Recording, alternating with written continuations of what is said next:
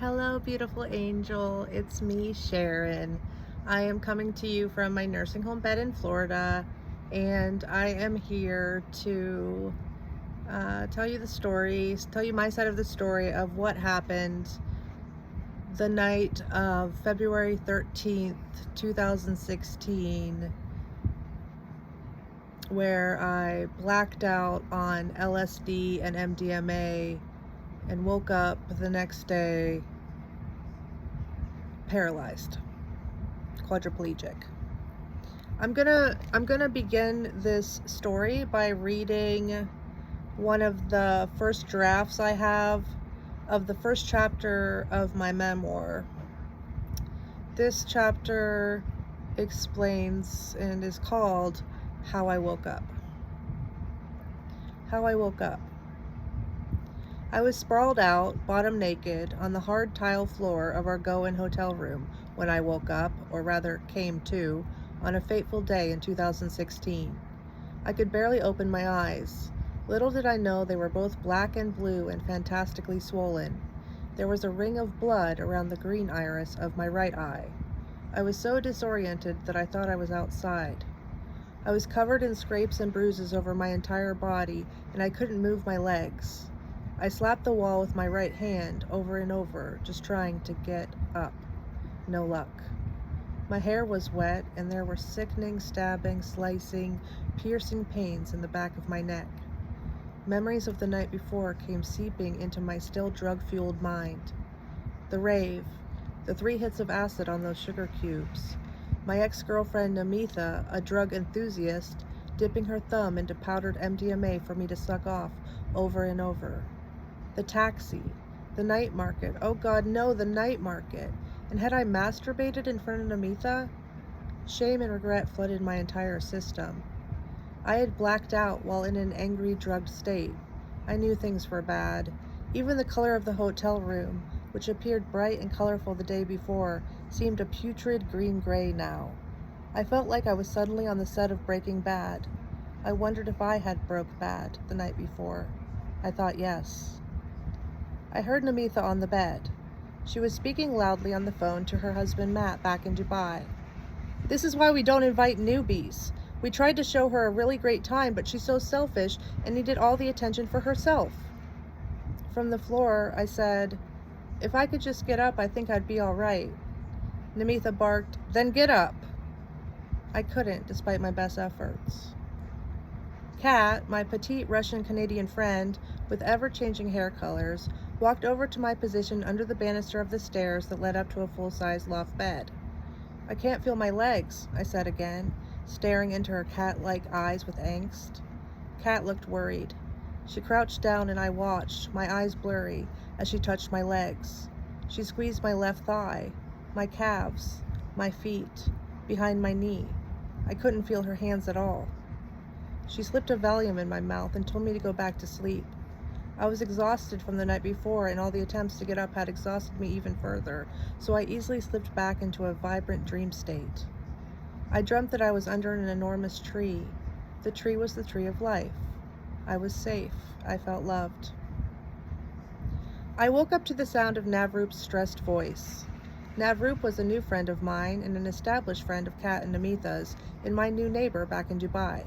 She had sparkling eyes and jet black, short, voluminous hair. I listened as she spoke. I don't want her to wake up and wonder where her pants are. She, Kat, and Namitha were having an anxious conversation on the bed. They were reading Be Here Now by Ram Dass, a beloved spiritual text, and talking about me. Namitha expressed her feelings of contempt towards me to Navroop and Kat in a slew of heated, angry words. I heard Kat ask Namitha, "What about compassion? This book we are reading talks about compassion." Namitha shouted, "Sheryn doesn't deserve compassion." "Please put my pants back on and get me off the floor," I asked persistently from the resting spot gravity had landed me in. Kat and Navroop eventually came over to me and maneuvered the lightweight pants I had worn the night before over my limp legs and buttocks. "Thank you. Now please get me on the bed," I cried desperately, complaining that I didn't want to lay on the floor. Kat and Navroop hesitated, but at my persistence, they grabbed my numb hands and wrists and pulled my body up by them. My neck snapped back and a rush of fiery, splintering, stabbing pain shot throughout my neck and head. I cried out and whimpered, and they lowered me back to the tiles on the floor. "Get me up, please," I insisted. "Sheryn, you're in pain when we move you," said Kat. "I don't care, please just get me on the bed," I begged. The women pulled me up, my neck screamed in pain again, and I clenched my teeth and tried to swallow the agony. They dragged me across the floor and sideways over the bed. I laid there, relieved, my feet dangling, and stared through the slits of my bruised eyes at a painting of a cow and the moon on the wall. The colors of paint swirled together before my eyes in a mesmerizing pool. I was still tripping. So was everyone else. Namitha had climbed the stairs to the loft bed to take a nap. Kat and Avroot followed suit and left to the other hotel we had rented to sleep. I laid there on the bed and stared at the cow and the moon. Eventually, after what seemed like hours, Namitha walked down the stairs, past my resting place on the bed, and towards the door to leave the room. "Namitha, will you please help me sit up? I still can't move," I asked. Namitha hung in the threshold for a few moments. She didn't answer me and walked out and shut the door behind her. I remember thinking in that moment, maybe my guru is trying to teach me something. I hadn't realized before that I saw Namitha as my guru at that time. Now I found myself alone in the room, positioned haphazardly on the bed, unable to move or feel most of my body. I felt deep gratitude for the acid-fueled animation of the painting. Never forget this cow, I thought. I waited. I felt like I was waiting for hours. I started screaming for help from the bed.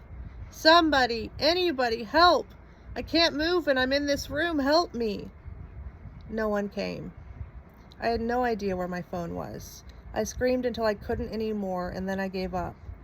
I laid there in an unintentionally meditative state, refusing to think and choosing instead to be still and quiet and rely on my meditation practice to keep the life raft of denial I was relying on afloat.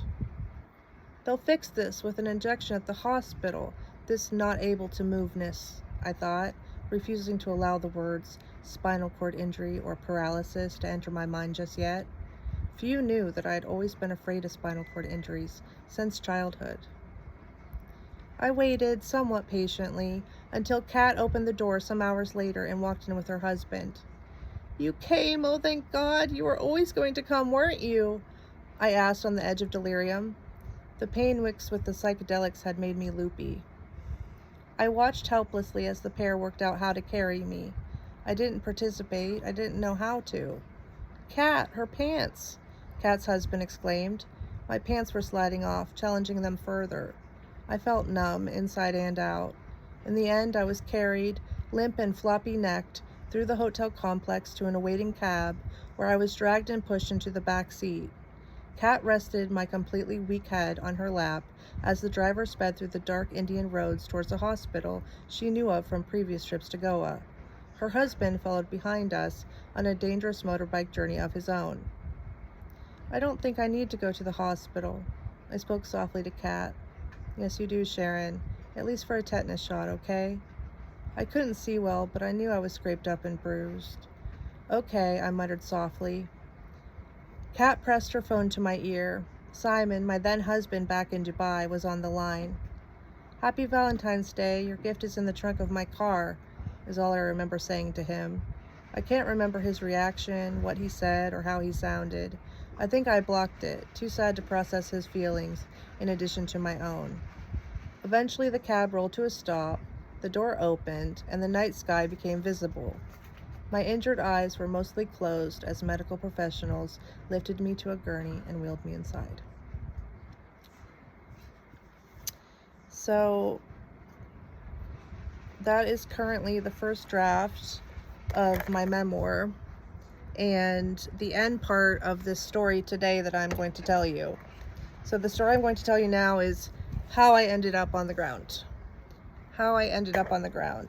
And in order to tell you this story, I'm going to have to lay out like the scene and let you know what was going on with my life, my state of mind, my relationships, unpack the whole thing because it's a big story and it has a lot of like details that built up into it. This is going to be a long video. I made this video before in an attempt to give a testimony of that night, It was about 25 minutes long or so. I mean, I think I had like almost 20,000 views on it and almost 600 comments. But I watched it again recently and it just is not the whole story. So I wanted to re-record this and give everyone, a more conclusive version of my side of the story of events that happened that resulted in me waking up on Valentine's Day 2016 quadriplegic, which also Valentine's Day is my mother's birthday and my aunt, her twin's birthday. So, just adding fuel to the fire, insult to injury, just, little extra detail. Anyway, okay, so let's start. I'm going to start this story with me standing in my kitchen in my townhouse that I shared with my then husband Simon in Dubai. Simon and I had been together for probably like 7-8 years at this point. We were married. In my life, from the time I was 18, 19, I had rendezvous, hooked up with a few women. The first was my boyfriend's best friend's wife. And, we had that connection and we hooked up a few times, but I was insanely ashamed of being bisexual. I was raised in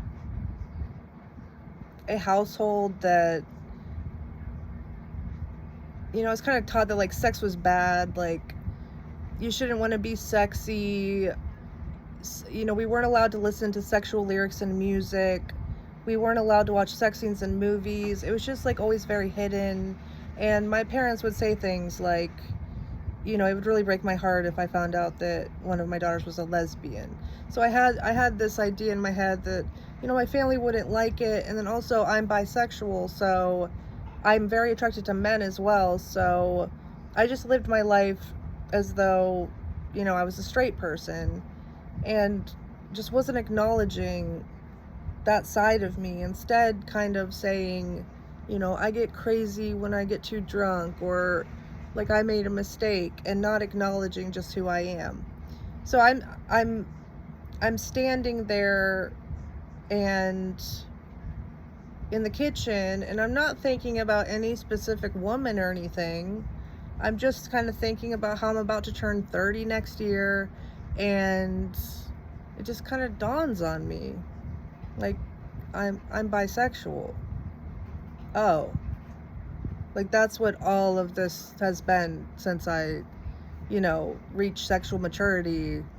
I'm just bisexual, and I'm a person that's always championed the LGBTQIA plus community, and so I realized I was being a huge hypocrite, that if I wasn't accepting of myself, I was being a huge hypocrite, and that if I wasn't brave enough to, face my family, even though they said it would be hard for them to accept, like I was being a hypocrite, and that wasn't okay with me. So starting this story, just kind of me realizing that I'm bisexual. Now, I tell Simon, my then husband, and he says that he's proud of me, that he's proud that, I'm learning who I am better, and, he knows that I've hooked up with women, and so, yeah, so then it's my 30th birthday, and sometime later it's my 30th birthday, and, Matt and Namitha, I think at the time they were new neighbors of ours. I met Namitha through Dubai roller derby. So we knew each other through roller derby for a while. I'd say a few years. Maybe a couple years. A while. And then I think when she and Matt moved into our neighborhood, we started hanging out more. And then she and I hooked up once. Before my acknowledgement that I was bisexual, she and I hooked up once. We had gone out for a night of drinking with our husbands, and then like we were gonna go take a nap when we got back to the house before a house party was supposed to happen. And like I came on to her, and she was into it, and we hooked up. And afterwards she said, "I didn't know you were bi." And I looked at her and I said, "I'm not." And then I realized like that was like a moment before that I was like, but still, like, I wasn't unwinding who I was yet. So anyway, that's the backstory. I'd already hooked up with Namitha, like, I don't know, a year prior. And in between my 30th birthday and me hooking up with Namitha, she had married Matt in India in a series of ceremonies over days. And Simon and I had attended their group honeymoon, like, vacation adventure. So, like, she, you know, we were close. And I really cared about her. And she was just, like, she was so much different than me. She was a social butterfly. She was really extroverted. She was very opinionated.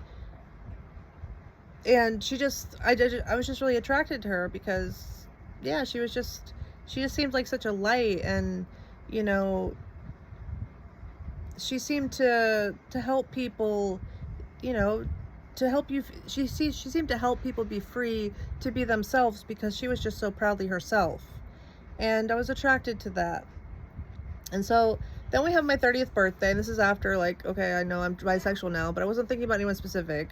And, like, it's been a long time since Matt and Namitha have hooked up, and also she's married, or since Namitha and I have hooked up, and also now she's married to Matt, and she's also only been married to Matt for a few months.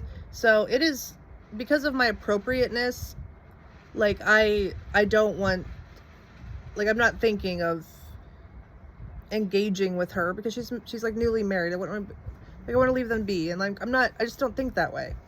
But she's invited to my surprise birthday party. Simon arranges me a surprise dinner for my 30th birthday, and she and Matt show up. I don't know, we went, like, after my 30th birthday party dinner, we went, I followed Namitha to go have a cigarette, and, you know, we ended up kind of flirting, and I think I asked her if she ever thought about the night we had together. And then, you know, it was kind of from there that, you know, we were interested in each other. And we began, you know, this kind of more than a friendship thing. But we did not jump back into bed with each other. I didn't even kiss her yet. We had like this week together where I was spending like hours with her every day, and we just have these really deep talks. And she also had weed vapes, which are highly illegal in Dubai. So I had been in Dubai, like in the region for almost a decade at that point, and I was not ever, the only time I ever smoked weed was like once or twice on vacation. I never had it in Dubai. So this was like a completely new thing for me, to be like having this connection with this woman where I feel free and open with myself in doing it, and like I'm getting to know her, and I'm smoking weed like regularly now, and that's like opening my mind and making me feel more creative and making it easier for me to communicate and making me feel less self-conscious. And it's all just very like enlightening and brightening, and I'm very attracted to it. And Namitha is telling me things about, you know, Hinduism, and she seems to really believe in like the same kind of, she has the same kind of values as I do. She believes in, you know, the divine and what's right, and feminism, and just like truth and goodness and care and love. And that's who she seems to be, and I'm very attracted to that. So we have like our week together, and I guess sometime after that we went out to a club, dancing with our husbands, and then our husbands left early, and on the way to go meet them, we stopped at my place, and Namitha and I slept together. And yeah, so then kind of after that, I don't know, it felt like things were growing. I remember having a conversation with her where I felt like she was like spelling out the kind of thing that she was looking for and how she thought this can work. And it was kind of the same thing I thought. Like, you know, we're both bisexual women. We're both married to men. Our husbands are friends with each other. our husbands are accepting of our relationship together. You know, there was a lot of talk, and I mean, there still is, but there's a lot of talk back then about polyamory and stuff. So it just kind of felt like okay to me, and it felt like, yeah, I agree. We're two bisexual women. You have your husband, I have my husband. They're friends. No one's hurt here. This is a loving thing. And yeah, I just felt like she spelled out this nice thing. But then after that, she was hooking up with random people on Tinder, and just kind of like doing other things that were hurtful, and I let it go. And then it came time, we took acid together in Dubai. I had done acid once before with my then husband Simon and Namitha and Matt in India during Matt and Namitha's honeymoon. I guess it was earlier in 2015.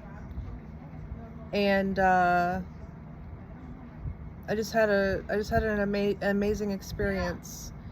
So, and I'll talk about that in another video. But yeah, it was decided we were going to do acid together. So this was going to be my second trip. Kat was another of our friends from roller derby. She was going to join us with the trip too. She and Namitha were pretty close friends. I had given her rides home before and talked to her and stuff, but she and I weren't yet very close. So this was like an opportunity to hang out with her more, which I appreciated.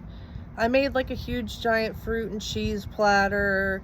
We were listening to music. I like cleaned and decorated the house and bought flowers. Tried to make it a nice setting for everyone to have an acid trip. We started by watching Baraka, and then yeah, I remember like unlike my first acid trip, this one I started to have like questions about my life. And I remember saying, like, we're sitting outside on our patio and everyone's like working on like coloring or art, or we're listening to music and just hanging out. And, you know, I'm asking questions like, I'm saying things like, I just realized like my parents, like my family was really strict with me. Like they were really, really hard on me. And Kat was like, did you grow up in a religious family? And I'm like, no, that's the weird thing. Like we weren't a religious family, but they were very, very strict on me. And just like kind of said things like this throughout the day.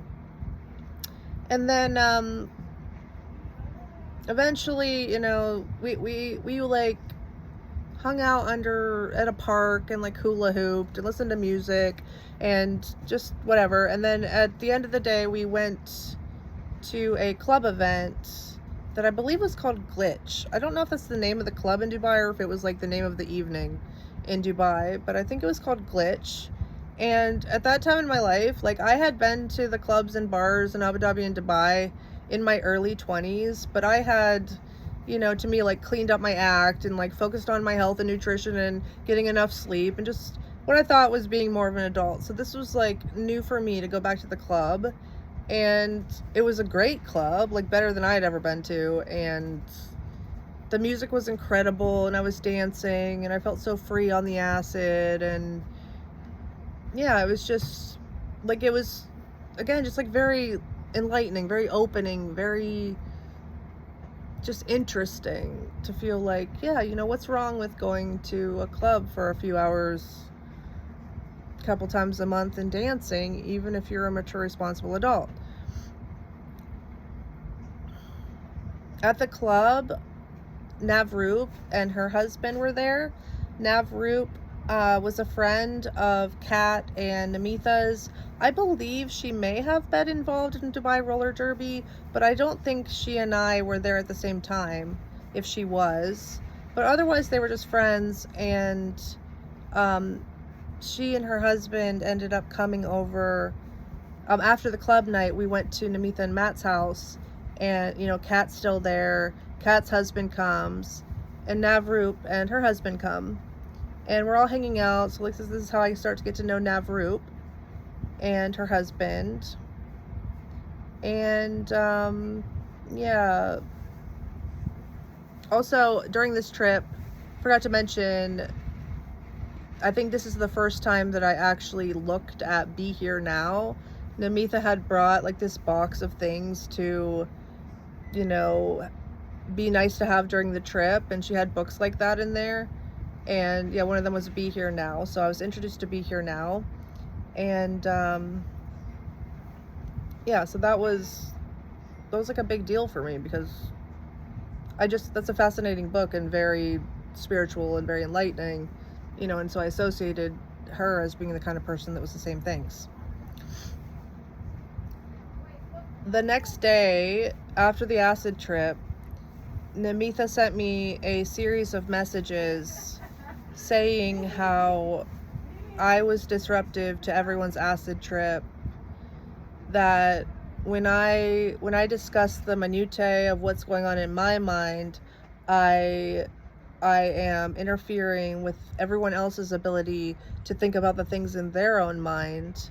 And she just kept saying stuff like this, and it made me cry. Like, I was embarrassed and felt like, oh my God, I'm not cool. I made everyone have a bad time. Everyone's talking about me. Like, it made me feel really bad, and I cried. And Kat, Simon, Matt, none of them had a problem with me. Like, I even asked them, and they were like, I don't remember you doing anything that was upsetting in any way. But yeah, Namitha said I did, and that was upsetting.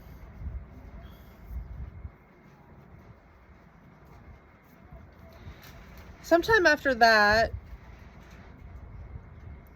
Navroop, Kat, Namitha, and I met at my house for a craft night while my then husband was out of town on a business trip. So the four of us, we like painted and made art, and maybe we had dinner, and then it ended up that we were like trying to get on a party boat at 1 a.m. in the Dubai Marina or something, but they didn't have enough spots left on the boat, so we came back, and it was after this night that I was the one who suggested the four of us plan a trip together somewhere. I said that I really liked the energy of the four of us together, and I thought it would be great if we had a trip together. So the other three girls kind of took over and decided that the trip would be to Goa, India, to attend Hilltop Psytrance, like electronic, like Psytrance music festival in Goa, India on February 12th, 13th, and 14th. So we booked everything, and yeah, it's decided, like, we're gonna go here, we're gonna do drugs, we're gonna dance. That's what's happening. This is totally outside my comfort zone. I've never been to a rave before. I've smoked weed before, but like, I haven't done drugs. Yes, I've done acid twice now, but like, I'm not, you know, these girls are like drug enthusiasts. Like, they do this all the time, and they've done it for years and years, and so I just trust them, and I'm like, I'm on for the ride. This will be a new experience. So we book everything, the flights, the hotels, everything, tickets for the festival. We book everything, and then we ended up, Simon and I celebrated Christmas with Namitha and Matt in early 2016 after, like, she got back from her travels. And then I think it was Russian Christmas, which was, it's on like January 8th or something. Kat, who's part Russian, she had a Russian Christmas, or Russian, is it Russian New Year or Russian Christmas? Russian New Year. She had a Russian New Year party at her house, and Simon and I went, and Namitha's there, and Namitha, I'm trying to confide in Namitha something that has upset me in my relationship with Simon, and she repeatedly keeps telling me that I meant something different than I said in a text message. Like, she misconstrued a text message I sent, and then she told me what I meant, and then when I said, oh no, that's not what I meant, like, you got the wording wrong, I didn't put an Oxford comma, so you didn't understand, she kept insisting, no, that's what you meant.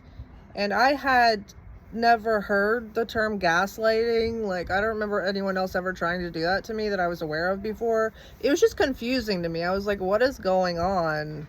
But like, I really cared about her, and I was very like attracted to her because she seemed to be like a more enlightened person than me. You know, she's Hindu, she's into Ram Dass, she does psychedelics. She just seemed like a more spiritual person than me, and I was on this spiritual journey of my own. And now my spiritual journey, you know, that started with like Buddhist practices and stuff, now it was including psychedelics and Ram Dass and like opening up things bigger, and she seemed to be a catalyst, like the catalyst to this. So I really was very attracted to her. So even when she was gaslighting me at first, I wasn't like, whoa, whoa, whoa. I was kind of just like, what happened here? I don't know, like she's misunderstanding something. And then about 2 to 3 weeks before it's time to go to Goa, David Bowie had died. And it was decided that me and Namitha would co-host a dinner party at my and Simon's townhouse, to welcome Navroop and her husband into our neighborhood. So the plan was, I said, yeah, like the plan was, it's a David Bowie night. We're going to set up the outdoor screen in our little backyard, and we're going to watch Labyrinth, and I'm going to make chicken wings and some side items. And Namitha said, great, like I'll co-host with you. I'm going to make shepherd's pie because that was David Bowie's favorite meal. Okay, fine, great. So the day of the dinner party, you know, Simon and I wake up early. We go to CrossFit. We go grocery shopping. We come home. We shower. We spend about 4 straight hours cleaning the house spotless, decorating for the party. I'm prepping the food for dinner. And I get it to a place where everything's spotless. The whole kitchen's cleaned up. The chicken wings are ready to just be thrown on the grill. There's very little cleanup left to do ever because everything's already done. The house is spotless. There are candles lit. There are flowers. There's music playing. The outdoor screen is set up. The fire pit is going. The grill is heated. All that stuff. And Namitha was 2 hours late. And you know, I was frustrated at that, but like I was okay with it. I was like, okay, I guess, you know, I wanted to start at 7 because I wanted to get to bed at a reasonable time, but okay, we're starting at 9. That's okay. And but then when she showed up, she said like she still had to bake the shepherd's pie. So I had to, you know, heat the oven and put the shepherd's pie in the oven, and that took like 45 minutes, somewhere around there, maybe more. So then the shepherd's pie is about done. I have like pre-baked the chicken wings. All I'm doing is throwing them on the grill to give them like some color and char, and then toss them in the sauce. Everything else is done. All I have to do is dump the bags of wings on a big platter in front of everyone. And there's the shepherd's pie. And now we're done. Now we can watch the movie, right?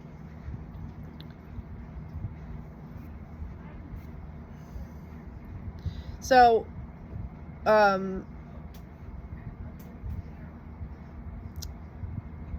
say, you know, we're ready to watch Labyrinth. And Namitha says, no, we're not watching another movie until you've seen Star Wars Episode 6. And I'm like, but this is a David Bowie night. Like, I wanted to watch Labyrinth specifically. It's one of my favorite movies from my childhood. Like, I wanted to watch that movie. And she's like, no, you haven't properly seen Star Wars. Like, you don't remember it. You need to watch it. So I was like, okay. Because I think other people were also like, yeah, Labyrinth is kind of kitschy. Like, it's fine. We can watch Star Wars. So I was like, okay. And then I'm drinking and stuff. And I go inside. And Namitha's baking a chocolate cake, like a mint chocolate cake from scratch in my kitchen. And she's asking me, like, where's your whisk? Where's your round bottom bowl? Where's your sifter? And do you have any baking soda? And I go in the kitchen and it's a big mess, and she's melting chocolate over a double boiler over the stove. And I go behind her to give her a cuddle, and she like barks at me like, I'm making ganache, I'm making ganache, I'm making ganache. And I'm like, okay, sorry. So I think I go back outside, and then like I come in later to get another drink or whatever, and the kitchen is in a worse place than it was. It's like comically bad. There's like powdered sugar sifted all over the countertops and just so many dishes everywhere. And I say to her, oh my God, Namitha, oh my God. And she just kind of looks at me. And then, you know, I think the movie might have been over by the time she served the cake, and we all took a bite of the cake, and I think I like heard everyone put their forks down immediately because she forgot like the sugar or the butter or something. Like it was not made correctly. It tasted like, I don't know, mouthwash with cocoa powder or something. Like it wasn't good. And then Namitha still insists after the movie's over that we're still not watching Labyrinth. We're gonna watch Guardians of the Galaxy. And you know, like everyone else is there drinking and having fun, and they're like, yeah, Guardians of the Galaxy is a good movie. So I go along with it, okay. So we put Guardians of the Galaxy on, and Namitha promptly falls asleep. So after the movie, hi Angel, what is it? The hot dog? Hot dog. Can I just have the hot dog? Can you just hand me the hot dog and Just the hot dog? and the napkin, please?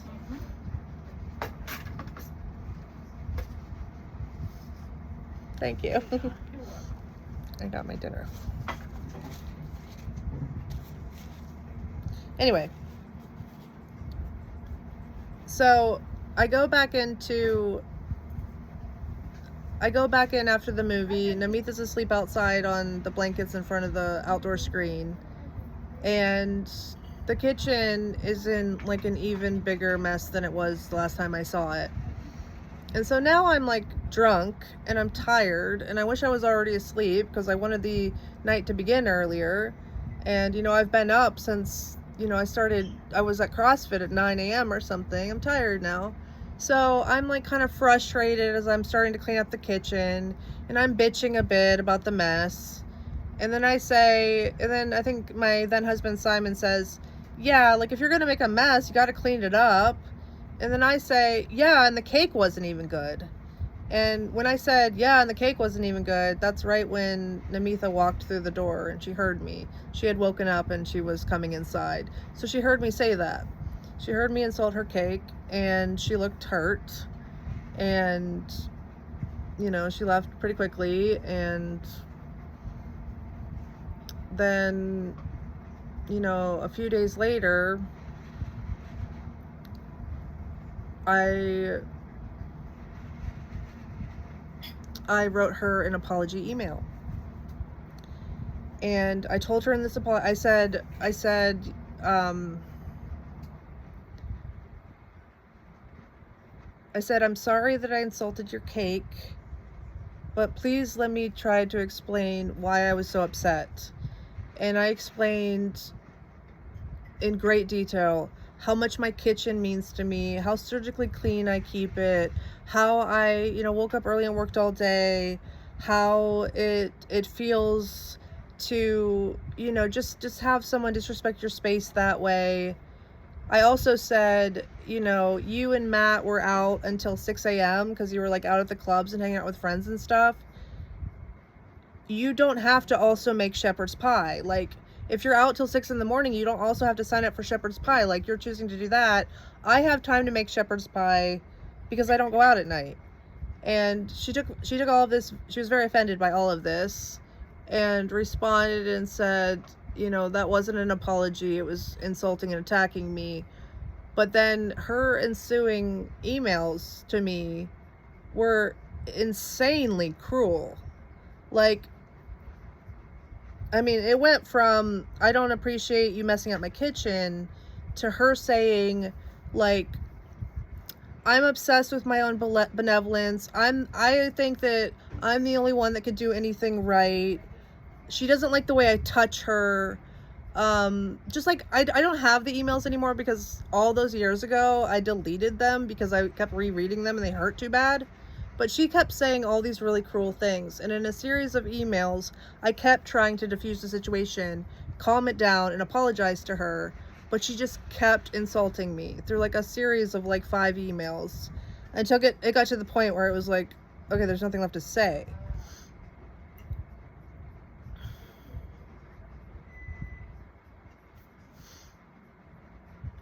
I try calling her and she hangs up. I'm apologizing over and over in text messages because, you know, there's a trip coming up and I don't want it to go bad. And also, like, she's a fascinating person that I'm very attracted to. And I thought that we were in this loving relationship. I don't want to lose her. So I keep apologizing to her in text message. I even, like, I don't know if back then and they didn't have the little dove emoji with the olive branch. I think I may have literally just sent her a picture of a dove with an olive branch. She didn't respond to anything until I said, I hope we could still be amicable on the trip. And she said, oh, I will be amicable. And that's the only thing she said to me. Matt ended up coming over. Oh, wait, let me back up 1 second. So after like all these insults in her emails and stuff, I had given her and Matt a key to my and Simon's townhouse. And after all the insults in the emails where she was attacking like my character and just verbally abusive, I told Simon I didn't feel safe, like I didn't feel good her having a key to my house anymore. So we changed the locks. Shortly before Goa, I guess it was probably, I don't know, a couple weeks, Matt ended up coming over. Namitha's husband, Matt, comes over to my and Simon's townhouse to return a few things that Namitha had of mine. He has like a pair of sweatpants and a couple other things. And, you know, he says, you know, for what it's worth, that he and Namitha have had so many different fights about this, that he's told her that my emails were like me punching her in the face, and what she said in response was like her killing my entire family. And she was just very upset. But he said that she would still take the house key back. Like, she would still take the house key back. And I told him, Matt, we changed the locks. And then Matt goes home, and the last time I saw Namitha before India was at Navroop and her husband's housewarming party. Again, they had just moved into our neighborhood. So we're at Navroop and her husband's housewarming party. I'm there early, like kind of helping them get set up and stuff. And then Namitha comes, and when she comes in the door, I'm like hugging everyone that comes in. And I go, you know, she's the next person. I go to give her a hug, and she won't give me a hug, and she like runs off. And yeah, she won't talk to me. Before the dinner party, like the night before the dinner party, I'm not entirely sure why, but I made the decision to send the emails chain to Kat and Navroop. I sent them the email chain, and I said, I just want to let you know that this is what's going on between Namitha and I, Namitha and me, and I, you know, like giving you a heads up because we're all going to be on a trip together. And I think also, I don't know, it must have been desperation, and also like wondering if they had any kind of like, they could help, because I desperately wanted to amend this relationship. Like I desperately wanted to make amends. Like I wanted things to be back. I didn't need for us to be back and be romantically involved, but I just didn't want to lose her as like a person in my life. It was kind of, I was attached.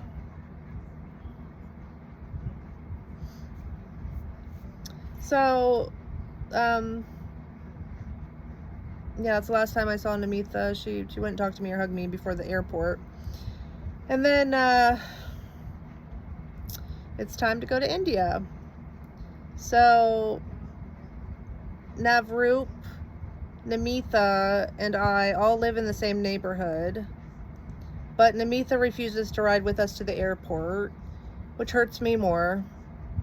We get to the airport, and Namitha comes, and she gives me like this awkward side hug, and then basically doesn't say another word to me. And I feel like from the time I'm at the airport in Dubai to go to India, I just feel very silenced. Like I feel very uncool. I feel like I don't fit in. I feel like these girls know all this stuff. They do this all the time, and like I'm this outsider. I'm this sore thumb. I feel really like exposed and vulnerable because of how mean she's been, cruel she's been with her words towards me. I want to, I want to appease her. I want her to like me. I'm sorry, Namitha. That's how I felt back then. Like, I had done something wrong.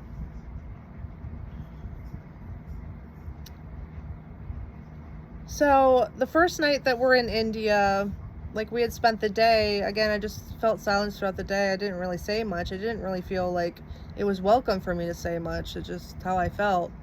And then we go to the rave the first night, and we went to watch part of the sunset on the beach before we went to the rave.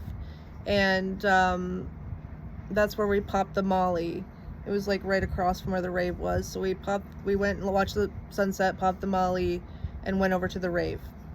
And if you go on Sheryn 3.0, my Instagram account, my original Instagram account, the last picture I posted on my Instagram before I broke my neck and came back like a year and a half later and posted myself in a wheelchair was a picture of the four of us, me and those three girls, on the beach in India at the sunset. So that was the last picture on my Instagram. The Molly, I've never, like, I did have Molly once before, but it was an awful experience. Like, I got really sick, and just, it wasn't like a good experience. So this was good though. Like, when it like during the come up, when it kicked in, I went over to Namitha. I felt love, and I went over to Namitha and asked her if I could give her a hug.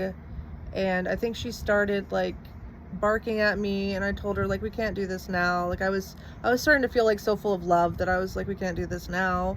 I just want you to know I love you. And that first night at the rave, like my first night at a rave ever, was amazing. I mean, everybody I talked to in line at the bar to get water was so nice and so friendly and so cool, and dancing just felt amazing. And I felt like I was so uninhibited that my body was being controlled by the music. I was not choosing how to move my body, but like the universe was like playing my body through the music. I've never felt freer. And it was just incredible. It was an amazing night. And then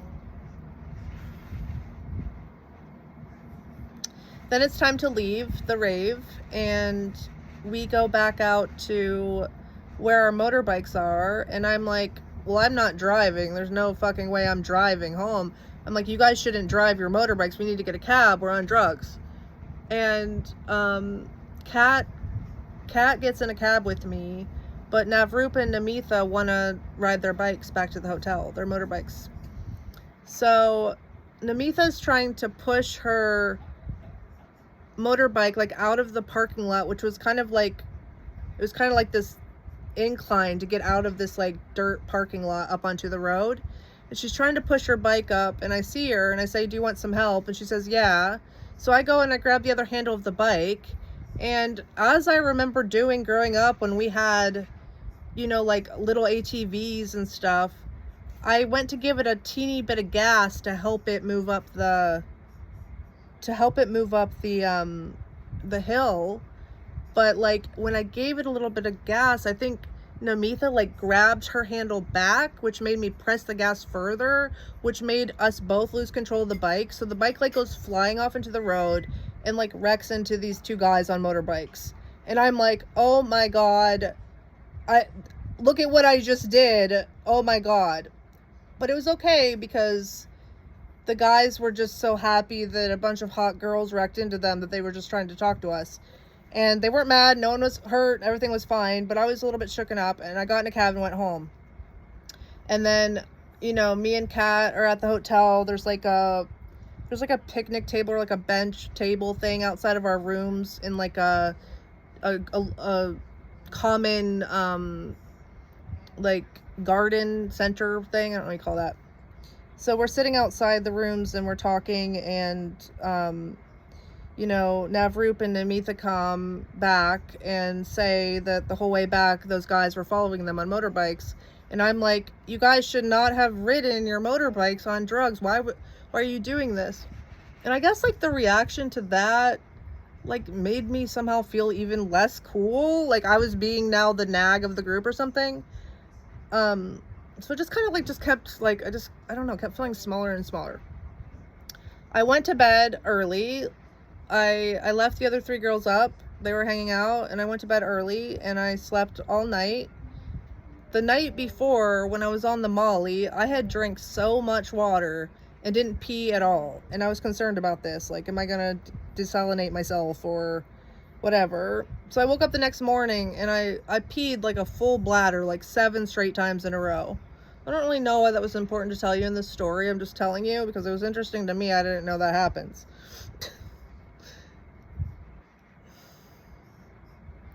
So I slept next to Navroop, like we're sharing like connected beds, and Namitha and Kat are in the other hotel room. Their hotel room has a loft bed and another bed down on the ground floor. So I'm sleeping next to Navroop. I wake up the next morning. I remember her telling me like, you didn't move at all in your sleep. You slept so still. And I go and take a shower, and I remember Navroop saying, oh my God, that sounded like it was the best shower ever. Like, I bet that felt like the best shower ever. And I was kind of like, I was in there for 10 minutes. What are you talking about? But her saying that made me appreciate the shower and remember it for all these years later. It was a nice shower. I had Lush products, and it smelled really good. And I mean, I was like all dusty and dirty from being at the rave the night before. So it was a great shower. So then I say that it's going to be my responsibility to exchange the bike and explain to the bike rental company what happened and pay to get the bike exchanged, since I take the blame that it was my fault. I was the one who pressed the gas. So it's my fault. So I deal with that. And then we go into like the little town with intentions of, intentions of doing DMT. I think it was Namitha and Kat like know somewhere in Goa to go to get DMT. And so like me and Navroop are in a restaurant, and they're out trying to source the DMT, and they end up getting 4 hits of DMT. And then we go back to Namitha and Kat's room, and we sit on the bed to do the DMT. Like the 4 of us are sitting on the bed together to do the DMT. I have never done DMT before or since. If you don't know what it is, they refer to it as the God particle. It's said to be the chemical that's released when you die. And it's a short, potent psychedelic trip that can last like 10-15 minutes tops. And it's very intense. The day before, or the night before, or maybe it was that morning, I was reading about it. Namitha had encouraged, visiting this certain website to prepare yourself to do DMT. So I did all this research. I felt like I was safe. I felt like it was going to be okay. And we sat on the bed, and Namitha said she would light everybody up, since she's done it before. She would light us ease up, and then she would take the hit last. So first Kat smoked, and I looked at her, and she just kind of looked around after inhaling. It was Navroop first, I think. Navroop, she inhaled, and then she became very interested in like art on a magazine, or like colored pencils or something. She thought they were very beautiful. I don't really think she said anything. But when I inhaled the DMT, like as soon as I inhaled it, it was as though somebody had pulled a chain to a light bulb, like chick, and it was just switched to a different reality. Like reality was in a different realm now. Like chick, you're in a different realm. And all of a sudden, just like that, just like a switch has been flipped, you look over and like I'm looking at Navroop, she doesn't look like a normal human. She looks like she's made out of beautiful, insanely detailed claymation, that every strand of her hair is like an individual beautiful rolled piece of clay, and everything looks so beautiful. And it's not long before my trip turns completely internal and I'm not looking at anything external. And my trip is like, I get this deep sense of like, you are perfectly safe in this universe. You are loved, protected, and safe in this universe. You will never truly die. You will always, like, we will always be together. There are beings that are waiting for you, but you're not ready to go there yet. Thanks. So I got this incredible peace from my trip. And the question I asked during my trip was, or like what I said to myself during the trip was, I'm so sad that people don't know this before they die. Like, if this is the message you get as you're dying, you're okay, we're all together, you're safe, you're never actually going anywhere, like, you're not gonna disappear, you're not gonna be deleted, you're forever. That message during this trip, I felt like if this is what people understand when they're dying, and I received this message now at 30 years old, I started crying for humanity. I was like, it's so sad that they don't know this already. And in my trip, I had a question I didn't know I was asking answered, which was, are you a good person? All the insults and criticism and bullying from Namitha really had me questioning what kind of person I was.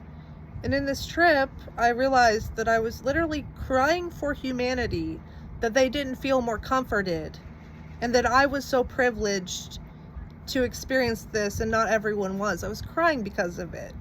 Like, I was so sad that not everyone could have this. And so in my trip, I said, yeah, you're a good person.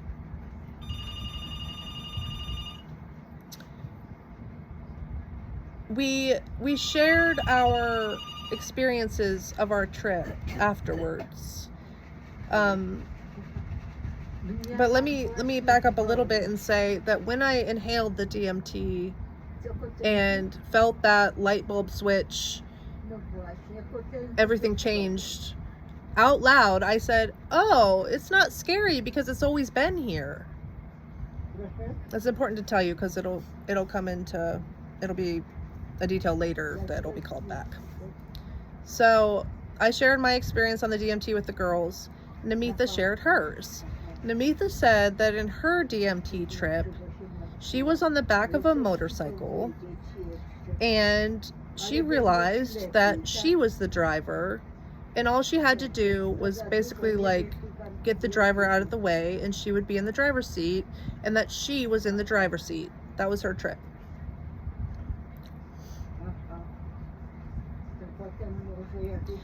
After that, and I'm saying after that because I think this is the order in which things happened, but it is possible that we went and got the acid earlier in the day. It is possible.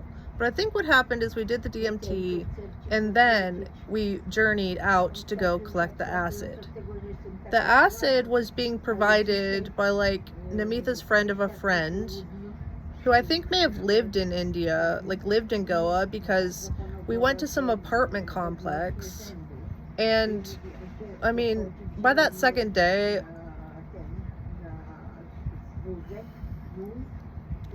like again, I still feel very silenced. Like I feel very silenced. Like anything I say Namitha's not gonna like, and like I just feel very silenced. So, and I'm very nervous because like I've never done anything like this before. So I'm following these girls and we go to this apartment complex, and like we're on the second level and there's like all these doors, and we're like walking by and some guy's coming out of one of the doors and he's like, oh, are you going to so-and-so's apartment to get the acid or whatever? And the girl, Namitha or whoever's like, yeah. And this guy says something like, I did the acid last night. He alludes that like this acid's really good acid, and he says something like, just make sure your shit's clean, man. Like before you, like make sure your shit's clean. I didn't know what that meant. The other girls didn't say anything. I felt too uncomfortable to ask what it meant. I thought they just knew. I thought that I was being protected because they all knew what they were doing and I did not. So I just, like, even though I was scared and nervous and anxious, I just said nothing and followed along. I guess I had heard the conversation or I'd seen the text messages where it said that the acid was going to be inside the fridge at this guy's apartment inside a chocolate box. So we end up in this guy's apartment, and I think it was like his roommate, not the guy that was providing the acid, that was like taking us to the fridge. And so it's like this guy and like the four of us girls in front of the fridge with the fridge door open, and they're looking for the acid. And I don't know why I seemed to be the only one that knew it was in a chocolate box, but I just reached out and grabbed this heart-shaped box. I mean, it was Valentine's Day the next day, so it was like a Valentine's Day tin, a heart-shaped box. And I grabbed it and opened the box, and inside the box were, I think there were like 16 sugar cubes with acid on them in there. When I saw that the acid was on sugar cubes, specifically that it was on sugar cubes, I got a jolt of fear, like a bolt of fear. I was struck by fear as though it was a bolt of lightning going through my body. Like intense, very intense, screaming fear when I saw that the acid was on sugar cubes. My response to this was to take that box and put it into my own bag. Like, just like kind of a knee-jerk reaction was like, keep this from people. Like, I don't know what to do because like everyone wants to do this, but like I'm afraid. So I put the acid in my bag, and then I think like we go get some lunch, and we have a couple things to do. Like maybe we're gonna go get ready before the rave.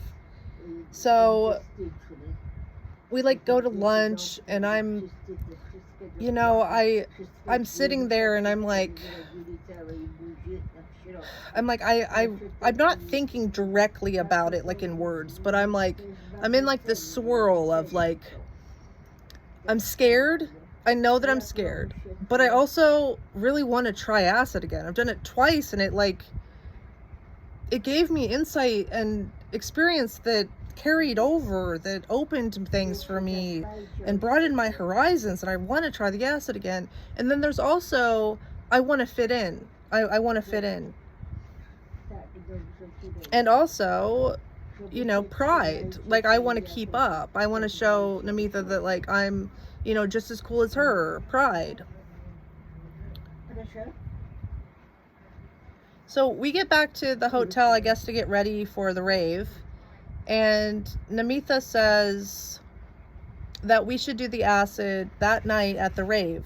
She says we should do 3 hits, 1 hour apart, tonight at the rave.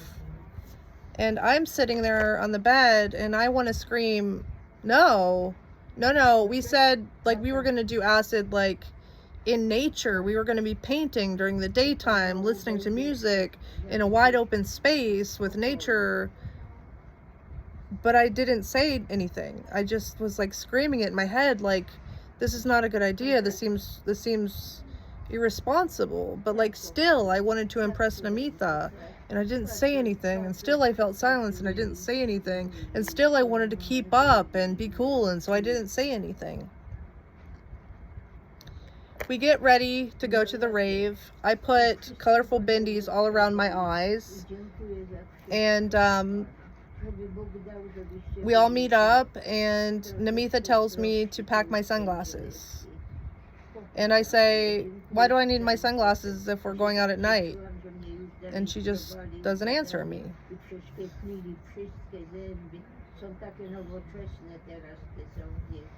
Pride always comes before the fall.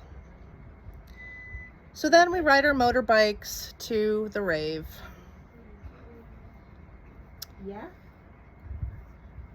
We park our bikes. We walk under a giant tree outside of the venue, and we take the first of acid. And I'm standing under that tree, and it's dark, and I'm in India, which is a beautiful place that I love. And it's my second time there, and not to Goa, but like to India in general.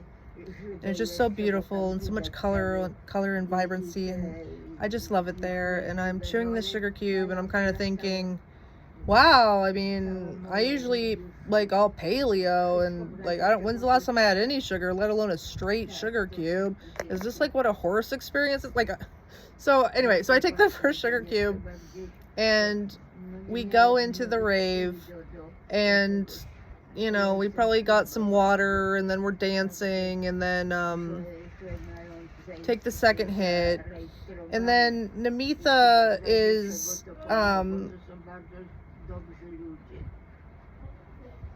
I don't remember the order in which these events happened, but there's one point in which Namitha is giving me this long, seemingly friendly lecture about how, like, basically I'm not good on drugs. That, like, when we were doing DMT and I said that thing about, oh, it's not scary because it's always been here, I shouldn't have said that out loud because I'm disturbing other people enjoying their drugs. But she was like wording this in like a friendly way, like she was trying to help me. And I was like, okay, I understand. I'll try to be better. And I think at some point, maybe again, I tried to like make up with her, like, you know, I'm sorry, can we? And that's when she barked at me for changing my locks. You know, I can't believe you changed your locks, and you shouldn't have done that. And me defending myself, like, you made me feel unsafe. You were insulting me in the worst ways. You were attacking my character. And Kat says to us, you guys shouldn't be fighting on acid. And so I think, like, we calmed down a bit. But then Namitha ends up separating me from the other girls, like, repeatedly. Like, I keep wanting to go back with the other girls. I'm like tripping for the third time ever. First, like, second night ever at a rave.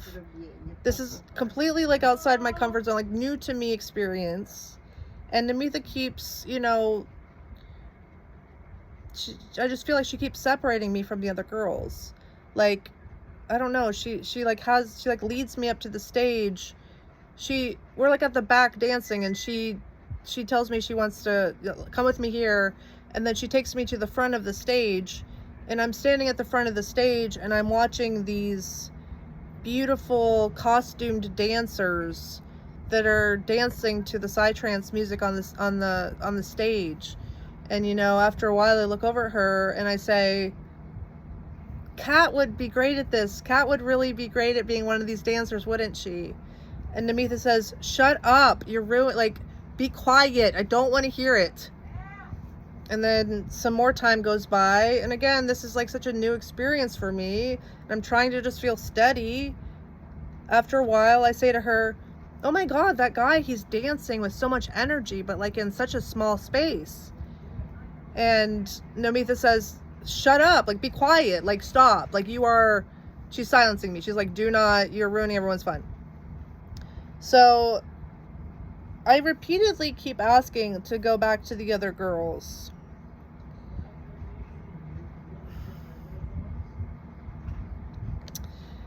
And eventually we do. And after the second hit of acid, I had set an alarm on my Apple Watch for an hour. Like, I think just like so deluded and just trying to be like so perfectly helpful that it was like, okay, Namitha, whatever you want. If you say we do 3 hits at the rave tonight, 1 hour apart, I'll set my alarm on my phone to tell you when to take the hit. Like, that's really who I was then. Like, that's who I was that evening.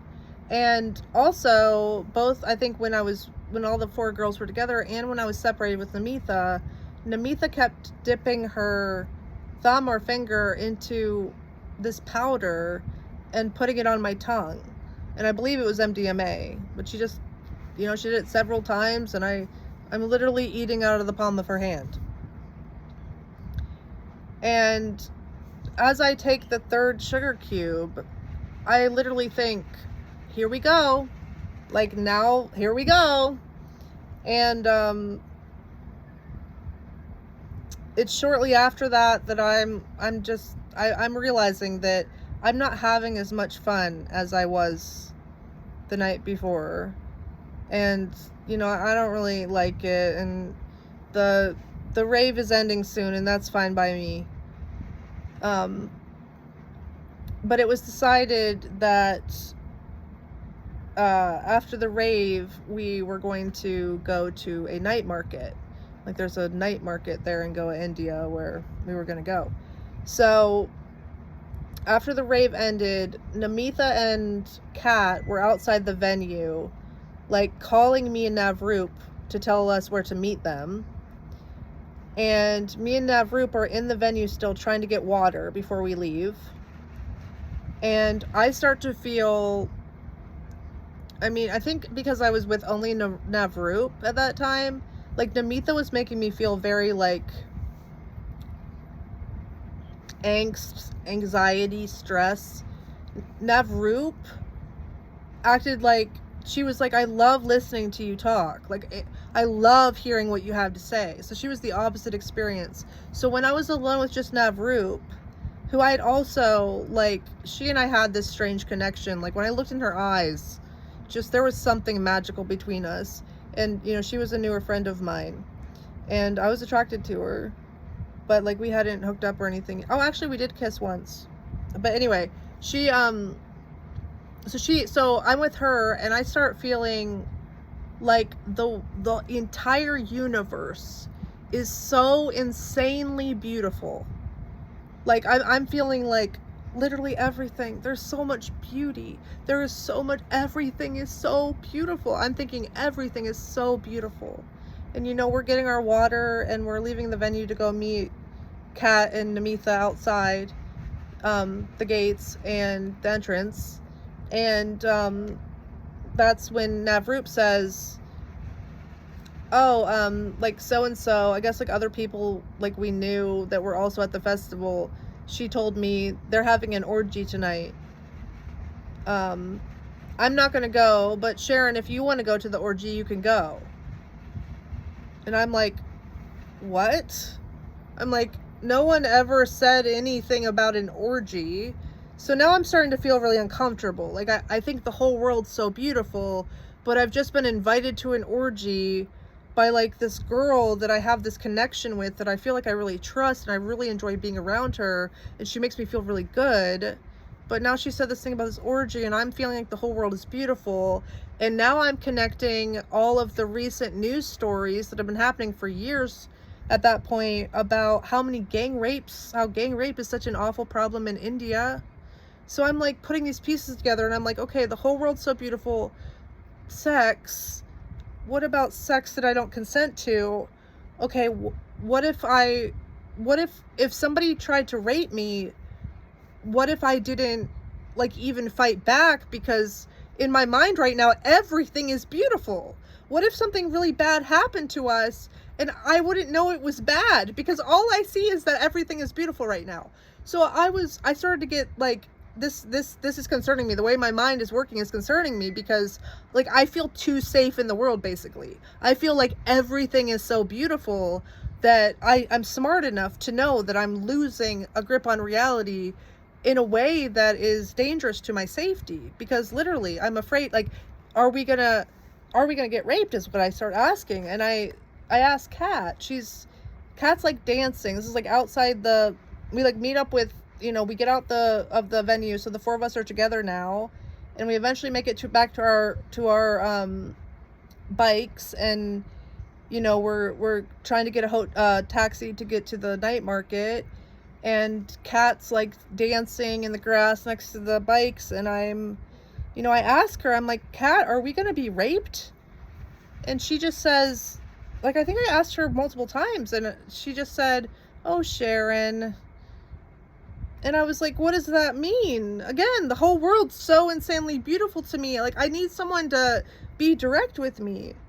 So we end up getting in the cab, and we're on the way to the night market. I'm in the middle of the back seat.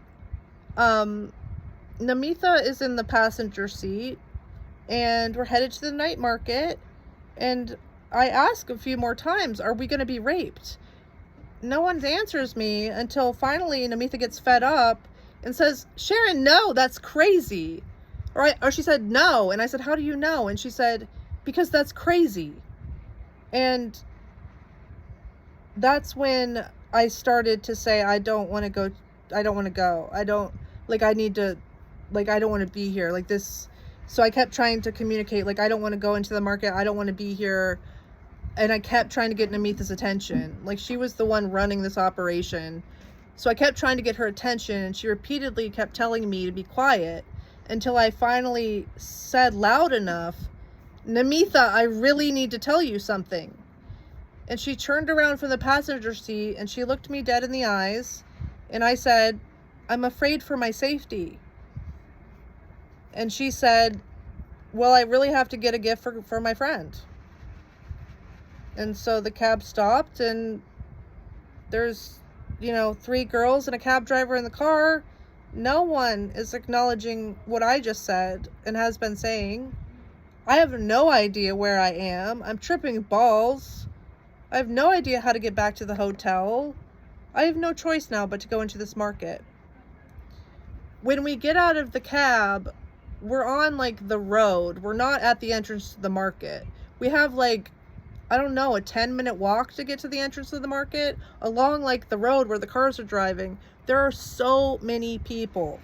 And there's so much traffic.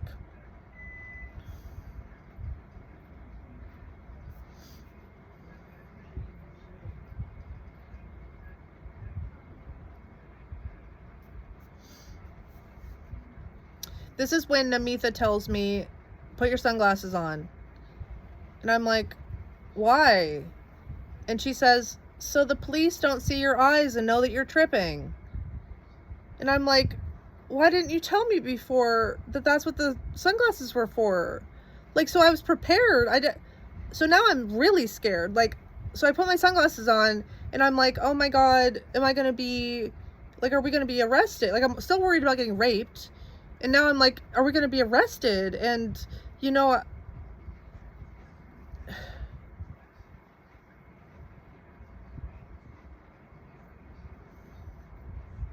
and also, being a white girl in India, everyone stares at you. Everyone. People will come up to you in certain parts of India and ask for a picture with you, especially if you're blonde. Like, just because you're white. So everyone is staring at me, and I'm starting to feel very, very paranoid walking down this road. And I'm clutching my bottle of water. Like, just hold on to your water. Just sip your water.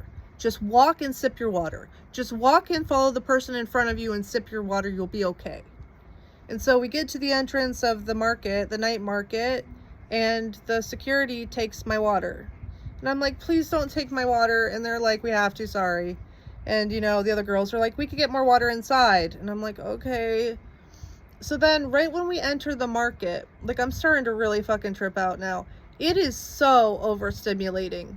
Like, there are glittery, colorful saris hanging over the walkways. So it's like overhead, all this glitter and color. There are all of these stalls, shops with, trinkets and figurines and clothes and jewelry and accessory, like all these things. And, it's India, so it's like very colorful and sparkly, and there's like incense, and there's all this food, and it's all these different smells, and it's new smells, and it's like this like orangey, like sandy, dirty, like pathways, and it's like hilly and just complete, it's trippy as fuck.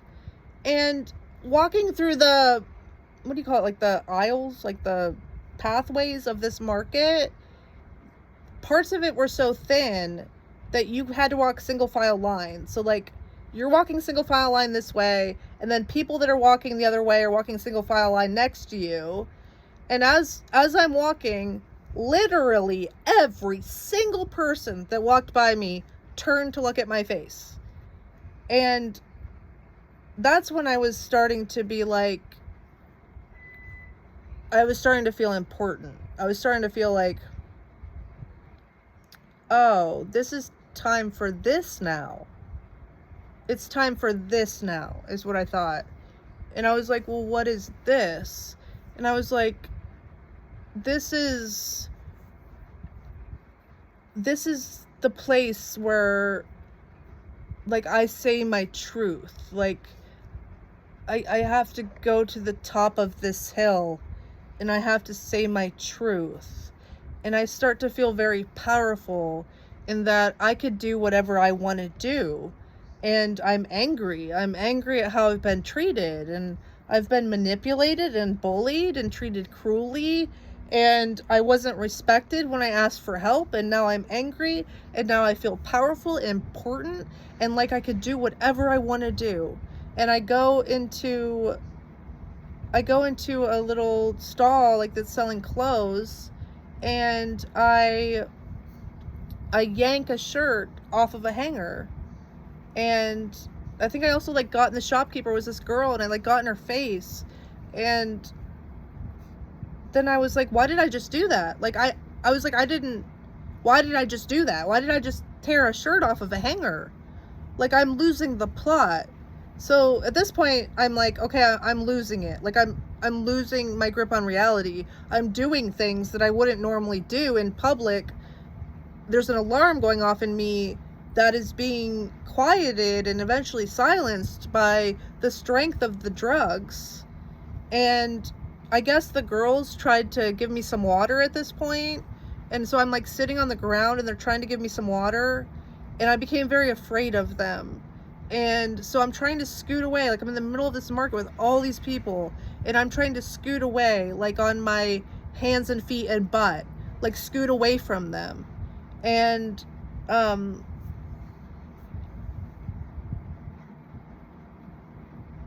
trying to scoot away from them. And so around this time is when they're like, shit, we got to get her out of the market. And I'm told that I destroyed somebody's shop. Like, I knocked over all of their trinkets and display stuff. And they eventually, like, on the way out of the market, there was this side road that like ran perpendicular to the road we were walking on.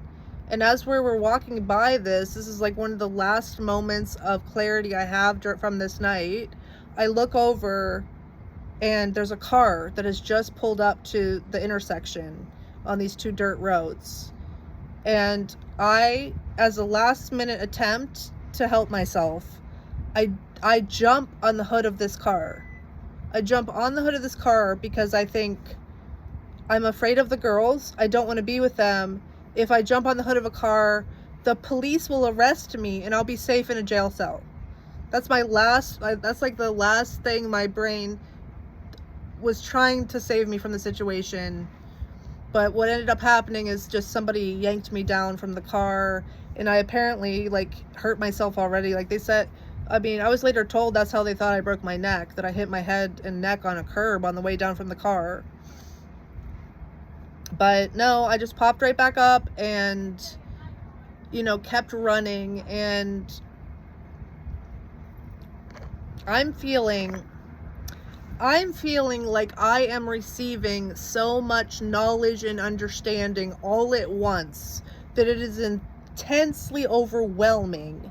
And I feel like I'm trying to like march up a spiral staircase while twisting my hair and pulling my spinal cord out of the top of my head because of the amount of knowledge that like is like the drugs are like fueling this like insanely psychedelic understanding experience where it's way too much information, and I can't understand it because it's too much. And it feels like I'm marching up this spiral staircase, twisting my hair and trying to pull my spine out of the top of my head.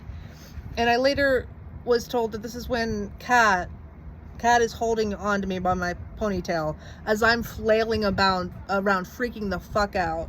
And there's like all of these Indian people like surrounding us, watching me trip the fuck out. And, you know, eventually the girls get a cab and the cab driver refuses to take us, and they insist, you know, we'll pay more, you know, because he sees me, he doesn't want to take me, and they say we'll pay more. They get me into the cab. I don't remember this at all. I'm told that the cab driver said that I kicked in the window of his cab. I don't remember which window he said I kicked in, but he said I kicked it in, I broke the window, and he got cut either on his eye or near his eye. So to put a little pause in this story, while I'm laying in the ICU, I'm getting messages that I need to pay a ransom to this driver that I got glass in his eye while I was blacked out on drugs. The other girls in the car, the 3 girls that I was with, none of them have any recollection of the glass breaking. So I don't even know if that part is true. But eventually, like, no matter, we get down to, we get back to the hotel, and apparently I throw everything out of my bag, which is really annoying to everyone, because I was on the trip, I was like, oh, I have this great travel bag with all these like secure secret, compartments. I'll hold everyone's whatever you need in here. So it wasn't just my stuff in the bag. So I'm told that I like threw everything out of the bag, and then I take my pants off, and I was going commando. So now I'm bottomless, wearing a sports bra and a tank top, and I take off running in the middle of the night through an Indian village, half naked. And Namitha chases after me, and later tells me that I ran up to this guy's home, and he threw a lawn chair at me to keep me from coming in. And then apparently I went and burst into the room of 2 sleeping Israeli men, burst into their hotel room, and started ripping art off the walls. Thank God these 2 men knew right away what was happening, that I was like having a horrible reaction to drugs. And so they, with Namitha, worked together to get me back into the hotel room. But during all of this, I tried to grope and kiss them, and they were repeatedly telling me, like, you're not who I think you're, like, I'm not who you think I am. And I mean, that part of my story was so very upsetting and very hard to get through and to find forgiveness for, and all of it. But I'll talk about that all in a different video. This is just kind of about the events of the night. So the Israeli men and Namitha get me back in the room. I'm trying to have sex with the Israeli men. They eventually leave me there, and now I'm locked in the hotel room with Namitha. I'm locked in the hotel room that has a loft up to a 2nd level with a bed on it, with stairs that go up to a 2nd level with a bed on it. Now, while I'm locked in this room, I don't really have much memory of anything that happened in the room, except for the part I'm going to tell you about, because I was going through an intense psychedelic experience in my consciousness. I was with God when this was happening. I swear, I was with God. I was with God. But Namitha said that she put me under the shower to try to calm me down. Kat said that she had heard both us screaming and yelling from the other hotel room.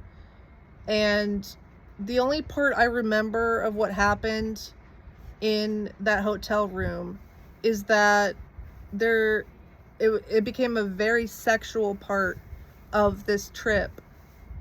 And I wanted to go be alone so that I could masturbate to Vinny, Vinny was a lover I had when I was 21 years old for 6 months. So 9 years prior.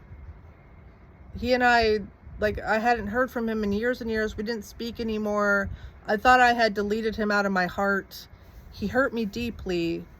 But that night, that trip brought me back to Vinny, and all I wanted was to be with Vinny. And it was a very intensely passionate and sexual part of this trip. I just wanted to be with Vinny. So I went upstairs, and I wanted to masturbate on the bed upstairs. But then Namitha came upstairs. And that's when I was like, I don't want her anywhere near Vinny. And I became so frustrated at feeling so unsatisfied in my life. Namitha had been sexually manipulative with me. My ex-husband refused to kiss me and touch me for years. So I was just a very unsatisfied woman at that point, going through fireworks of expression of this being unsatisfied. So when Namitha came up during this, it was like such an important thing to me that I was going through, and I did not want her anywhere near Vinny. I didn't want her near Vinny. And so I went over to the banister, and, you know, to me, I was just expressing my frustration, slumping myself over the banister. Like, this is how I feel, ugh. But it was real.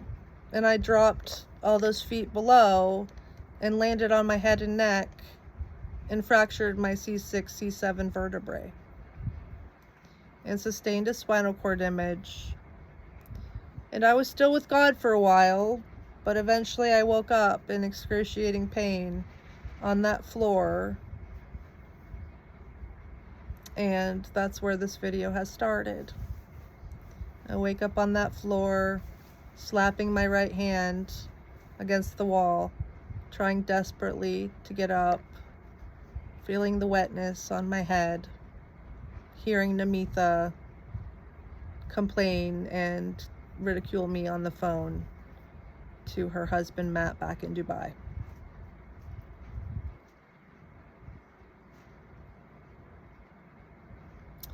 That night led to the divorce of me and Simon, to the divorce of Namitha and Matt, and to the divorce of Kat and her husband. Navroop and her husband were the only ones to survive. Their relationship was the only one to survive that night. And that night effectively ended my relationship with my ex-husband. I don't remember him ever kissing me after that. I think he spent an hour or two in my hospital bed with me, and, you know, I kind of knew that I lost him, and we never slept together again. And, yeah, just led to the whole rest of my story, what's been going on the last decade. So, I don't know if I've said before in this video, but this coming Valentine's Day, February 14th, 2016, it will have been 10 years since that happened. And I guess it's taken me this long to finally record a hopefully conclusive enough version of my memory of events from the night that forever changed my life in every single possible way. If you, Angel, have made it this far, thank you so much for listening. Please let me know if you have any questions in the comments. I read all of my YouTube comments. I know I don't respond to them all, but I do read them all. And I love you guys for every one of them. And just let me know if you have any questions. Yeah,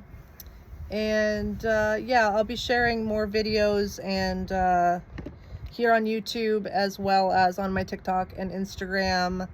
The name for all three is the same, Sheryn Jamel Brown.